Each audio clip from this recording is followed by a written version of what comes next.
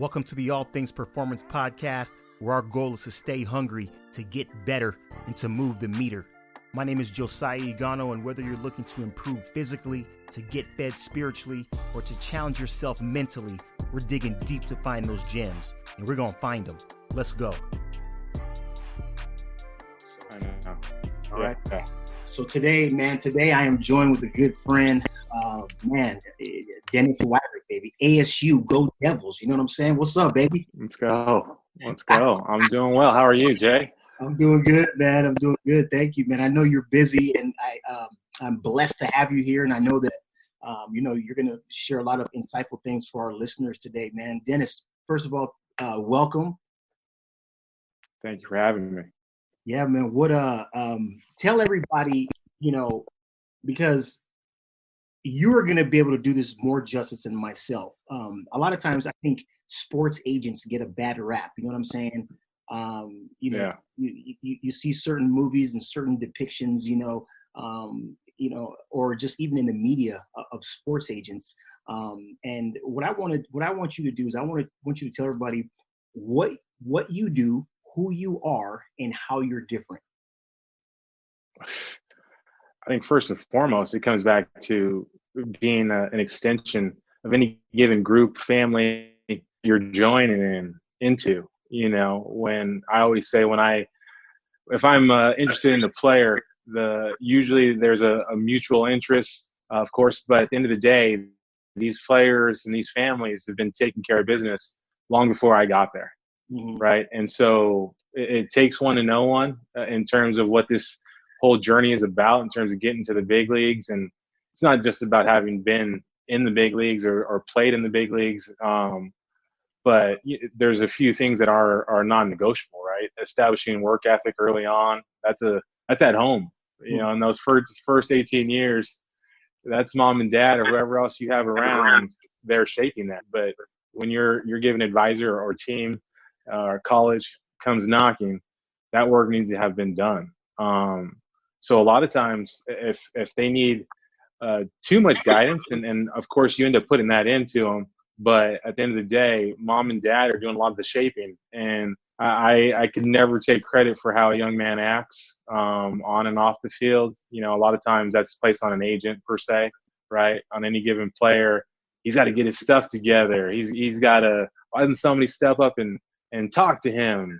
Mm-hmm. Believe us, we do. The good ones do, because we care about these young men and these athletes. Just similar to yourself, right? I think a good teammate would do that. I think that's where the origin of my liking to this profession came. It was being able to be in a locker room full of guys that are going after a big goal and being able to keep it real. Mm-hmm. And to this day, I think that's still where my relationship lies, but in an effective way, of course. It's not forced on guys or loud or anything like that. It's from the heart. It's out of sincere interest for a guy. That skill set, that experience as having been a player, and that motivation for me with always just wanting to be a part of a winner and being proud of the group that I'm a part of, I think is translated big into how I represent players, right? It starts with, and it's driven by any given player, but thinking your agent is going to take credit for it or deserves more credit for it than he deserves, it doesn't match up for me. Everything is done by the player here. And we just facilitate certain things throughout their career. Of course, we establish a relationship, and I'm friends with many of my guys, but this is it's a process, and it's part of a village, to say the least. That's awesome, man. That's awesome. So if you were to, I appreciate you sharing that, because I think what you said needs to be revisited, and you got to hit the rewind button on it. A lot of times when an athlete is ready to turn professional, that hard work and that heavy lifting has to have already been done. And I think that's kudos to mom and dad and the support system, which you alluded to earlier. So I think that's very that's very honorable of you to say that, because it's easy to take credit and sign on success. You know what I'm saying? It's easy to do that. If you were to take yourself outside of your shoes and to look at what you do, you know what I'm saying, externally, what advice would you give an athlete who is looking for an agent, who's looking for a representative? What qualities does this said representative need to have, right? Do I link on to the guy who's representing all the big money dudes? Do I link on to an up and coming cat who's a good person, who has a good rep, who has, probably, dare I say, B-level or below type talent? You know what I'm saying? You know how it is in sports, man. It's a meritocracy. Mm-hmm. So what do you advise up and coming athletes to look for in sports agents and representatives? Oh, I mean, for me, it's trust. That's the first and foremost. I think how people have done business and conducted themselves in the past, whether that's having been a player or a different walk of life, being profession, and most specifically and recently being an agent. If you can do your homework and carry on a conversation with that person where you feel like they're being straightforward and honest with you, that's where I always say that you earn a second date, right? Because you're going to make an intro call and introduce yourself, and you're going to tell them all the great things about you. But you got to go much deeper than that. And so that trust factor really just establishes you to be credible for a number of ways. And even sometimes not having heard of a guy, for me, is obviously better than hearing negative things about somebody. It's really hard to change the tiger stripes, right? So, trusting in your teammates, whoever's familiar with that given person, is important. But I think the one thing, I think from a professional, true standpoint of making that decision, it comes from who you're dealing with. This is not going to be, if you are the player you hope to be, which is ultimately a proven big leaguer. It's going to take a village. It's going to take a team around that given person to service you, to have the resources to carry out the process from beginning to end, being drafts through free agency, obviously in the minor leagues, or starting in the minor leagues, then in the arbitration, all the way through to free agency. If things go as planned, I always say we don't want to be surprised. We don't want to be shocked and get caught off guard by that. So it's going to take much more than that given person sitting in front of you. You should be able to lay out who the team is around them, and that team should be there and available to you to help you achieve your goals. But if it's selling a dream of one person, me, I got all the answers, it's very tough to be effective in that capacity. So it's trust and the team. The person in front of you matters, but the team around them, and then you have your criteria outside of that. Whatever's important to you, but most importantly, that team is going to be the ones that are getting things done for you. Yeah, no, that's I believe that what you said is very valuable, and I think people need to go back and listen to that again. As far as when you start looking to augment your I had a prior call, and this athlete, this former pro athlete, called it. He said each person has to have their own personal board of directors, and you just said it now beautifully in a different way. So I'm seeing a common theme here. What do you, in your opinion, what is broken? What is broken in the world of sports? What is, and more specifically, what is broken in sports agency? An understanding of the rules as it pertains to the players. I think a complete education on how this business has evolved from, when we all start out to play this game, it's for the opportunity, right? We're all very fortunate to work in sports. We all know that, but we're all here because of the talent on the field to either view that, support that, whatever capacity. We're, now as an agent, I don't swing the bat or run it anymore. So, we're all a byproduct of those guys on the field, right? And at the end of the day, toughest part for me is when those 750 players in the major leagues don't fully understand their options and the different avenues that are afforded to them, whether that's on the field or off the field, entirely about their situation. That's a big part of our role as agents to educate our guys on. And we all come from different backgrounds, don't get me wrong, and different situations. I by no means would act like I know what it's like to be in somebody else's shoes. But I do know that there is a level of education that certain things, the more you know, the more it helps, right? And when you understand the more about your situation, it's things clear up. Yeah. And so yeah, I think that sometimes can be an advantage when you know where you're going, how you're going to do it, um, and you have the right people around you. That's a great combo. I would equate that to life, really, which is where more guys are equipped for this journey than they may think. When you just apply that to baseball, it sounds pie in the sky, right? It sounds ideal, but truly, if you can find that in life, you're gonna be all right. That's a support group. Figuring out what are we gonna do, and how are we gonna take this relationship or career or whatever, and you go for it. We understand the risks, of course, of falling short, but you're just going to fall, a little higher or even closer to that goal, and you redirect. So I think that's, as an agent, as an understanding of this profession, staying on pro baseball, what it's like in the minor leagues. Mm-hmm. If you end up in the minor leagues, that's way worse than going through the minor leagues, because you know where you're going, right? And it ain't here. It ain't in the small town. I want to play in the big leagues. And how am I going to do that and accomplish that every step? What does it take at this given level, right? You don't want to drink out of a fire hose, but you can get information and the right guidance at the right time. And I think that's where I take my role extremely seriously, because I think when you can paint the picture of what's to come, not predicting anything, but at the end of the day, here's what it's going to take. Here's what the next level is like. While you're in low A, telling them what it's like to be in high A, and you're thinking in I guess in a present sense, where I got to work on this today to help move me forward tomorrow. It just gets a little bit easier on that grind out there. It's too much when you think about I got to do all these things, and these guys over here are doing this, and I'm hitting in this part of the lineup. I got this roll out of the bullpen, or start that.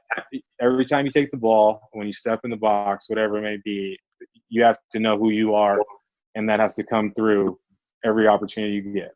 I think times like this are the epitome of that. I think if you're frustrated right now as a player, probably it stems from some wasted opportunities, some missed opportunities, some time that you gave away, right? And that would be a very surface level opinion, of course. But equally, on the opposite side, I think guys that have that plan and have always envisioned themselves exactly where they are, when things like this hit, they're just chomping at the bit to get back. When we get back, but I'm just going to be sprint mode even more so, because I know the amount of time I gave up, and how much it slowed me down. And that guy just comes out of the gate even faster with this clear mindset. So, that mindset part is a big part of the minor leagues and this whole baseball process. It's tough sledding to get to the top there. So really, you can't give away much, and your mindset is everything. So for me, it's about the understanding where you're at, where you're headed, how you're going to get that done. That's the biggest part of my role, at least. And I think we can help players better understand their options and avenues afforded to them. Whether that's during their career or after. That's powerful, man. That's some deep insight there. I think when you had said something earlier, and I'm paraphrasing, you basically in essence said that when a player has information, that player can make better decisions. It clears things up. And I initially asked you a few minutes ago in terms of, hey, when you're looking for an agent, right? When you're looking for a representative, what do you look for? Now, what I want to do is I want to fast forward. I want to fast forward to the big money guy. I want to fast forward to the, the star, the superstar, if you will, just so we can get both ends of the spectrum.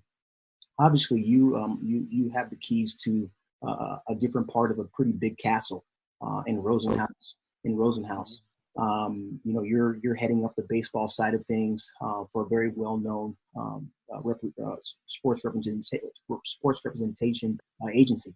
And there's been a lot of examples. One specific example in recent news this last year, which we're not going to say any names, but people can fill in the blanks. But what I want to do is I want to use that as a case in point. When you are dealing with a big money player, when you're dealing with a very well-known player, a household name, what, in your opinion, is the biggest no-no, right? When it comes to brand, when it comes to contract, what, if you could have the mic, you know what I'm saying, and talk to this player or talk to this group, this room full of megastars, what is the biggest no-no for a professional athlete according to their, based on their contract, based on the decisions that they're about to make, and the foolishness that might ensue by just thoughtlessness?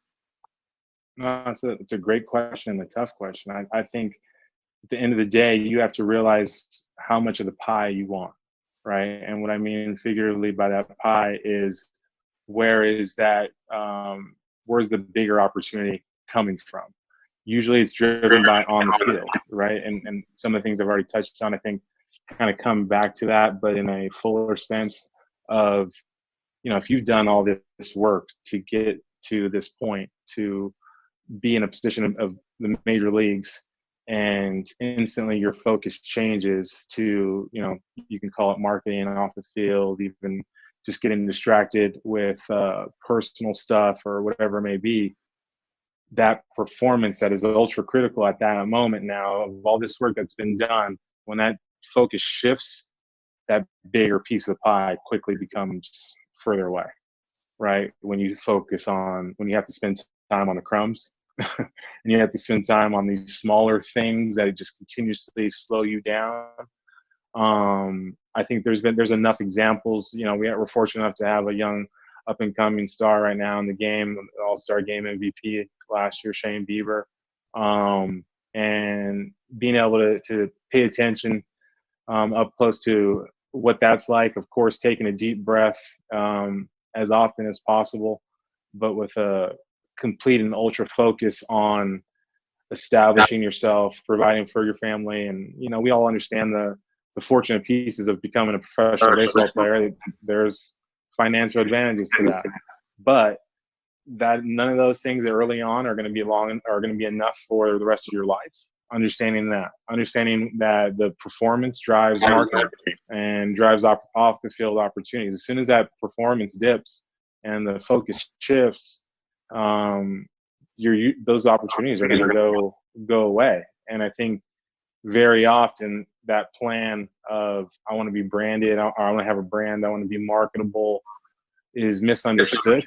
The biggest, strongest brands are from the biggest, best winners, in my opinion. And if you can continue to show up on the field and perform, that's what people come to pay you, fill up a stadium and, equally have your autograph and maybe your jersey and whatever else you do post-career. But if you're a kind of maybe sort of kind of guy, I don't know how many jerseys you've sold. So keeping that focus, and obviously there's a second life to this whole career for these young men. So establishing that and using this platform appropriately is going to open so many doors. Again, you got to be in the big leagues. You got to have gotten to the big leagues. You got to have people got to hear your name announced in the lineup to want to go to your restaurant, right? So it all is just driven by on the field, and just having that opportunity to be recognizable first and foremost by that opportunity. That is going to open endless doors. If you spend a day in the big league, they can never take that away from you. You're always going to be a major leaguer. It's when you have more opportunities and you spend more days in the big leagues, the opportunity just gets bigger. You can also equally wash that away and have it be very short-sighted, right? And really water down your market if you lose focus on the field, because we all know you don't play forever. And at the end of the day, if you maximize that, you're going to get a big piece of the pie. There's people that want to work with these guys that have had successful careers for a number of reasons, some financially, some name and brand driven, some are regional based on where you played.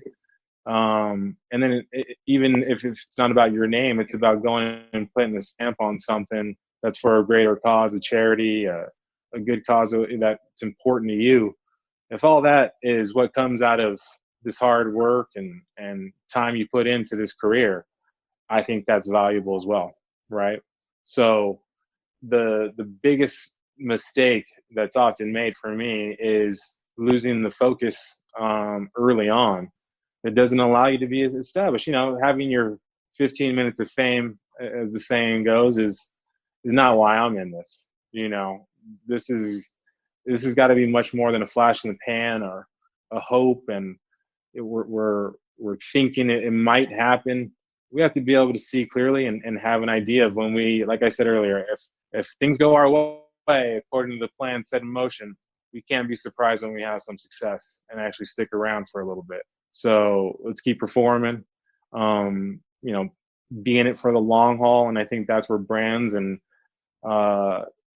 performance, success, whatever you want to put in that category, really extends. I have a new appreciation for some of these careers that have 10 plus years. You've worked with guys, these guys that play this game of failure for more than 10 years, and you shake their hand and you get a genuine feel from that guy that I don't think a lot of people are familiar with, because you've been so low, you are not afraid of failure anymore sometimes if you've been going that long.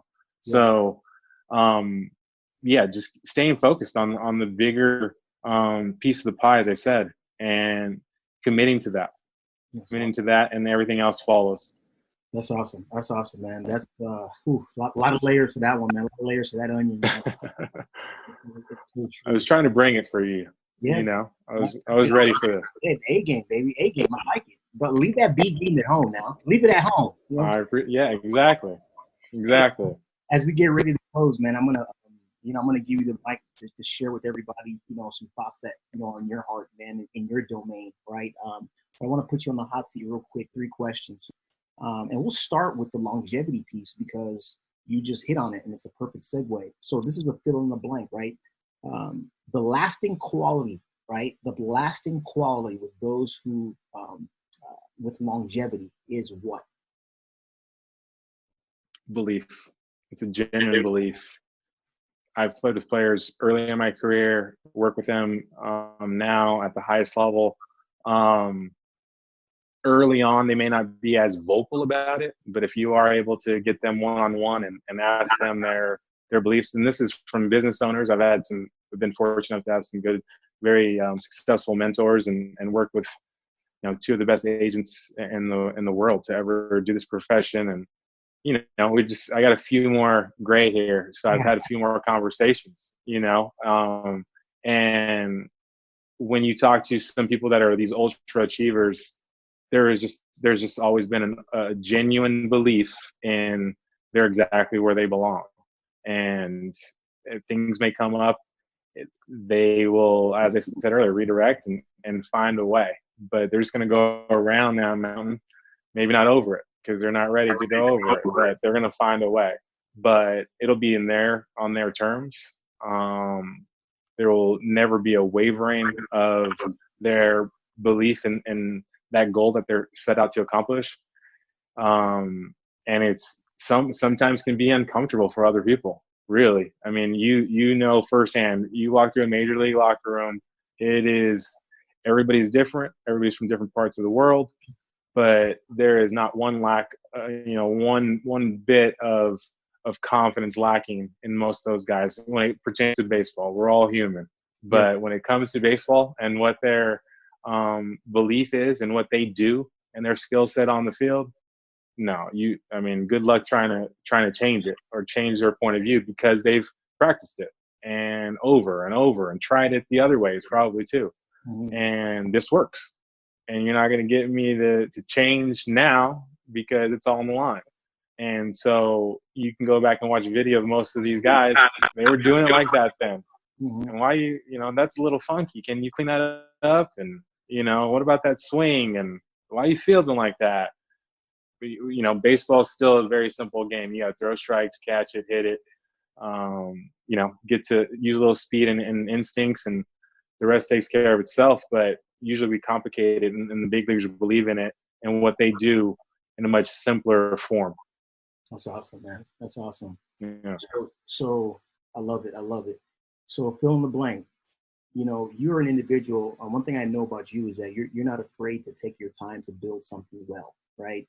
Mm-hmm. You know, you're not about the the pop up, fly by night. Right. You're someone who I've seen it firsthand. You want to build something well, and so when we ask you to fill in the blank here, what is the best way to build a brand is what?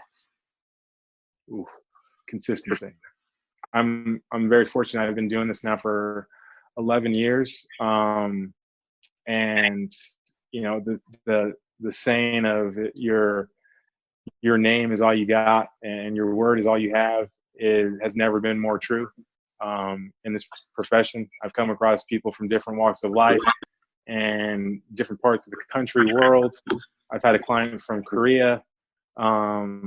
It's the common factor is providing the right information, being a consistent human being, someone that they can rely on. But yes, not being erratic. I think this role is as much about being calm under pressure as it is to pour in some gas on the fire. But it's about understanding the room that you're in. Every client is different.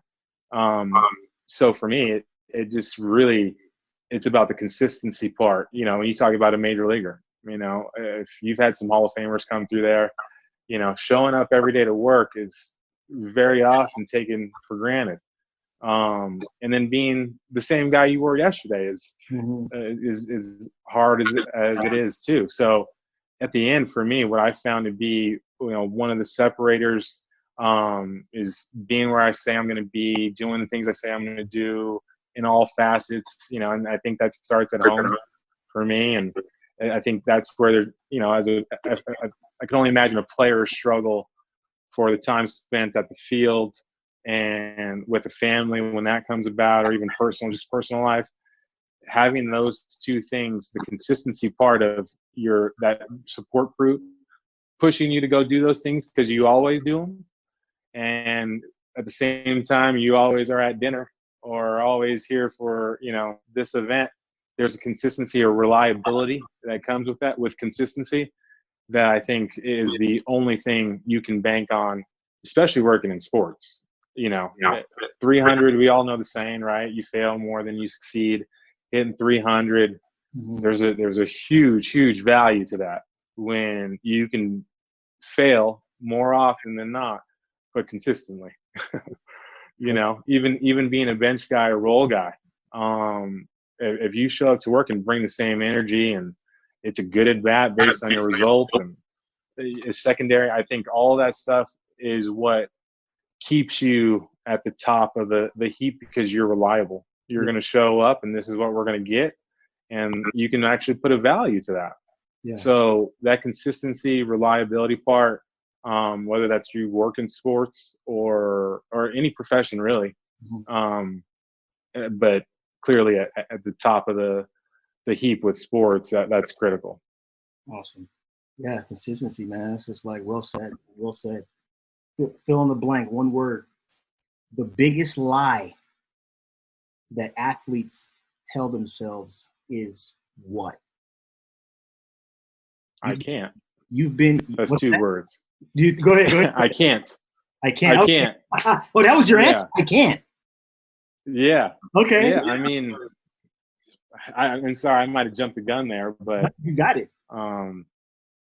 Yeah, I for me, it's the lack of information, the options. Again, you understand putting yourself in good positions. The back of your baseball card is just like your credit score, you can call it, right? It really is going to be the work you've put out there is something you got to be able to stand by, right? So very often that level of credit that the work you've put in and the things that have followed you throughout your career are going to be what's driving the next opportunity for you, right? So I'm stuck in AAA. They're not bringing me up.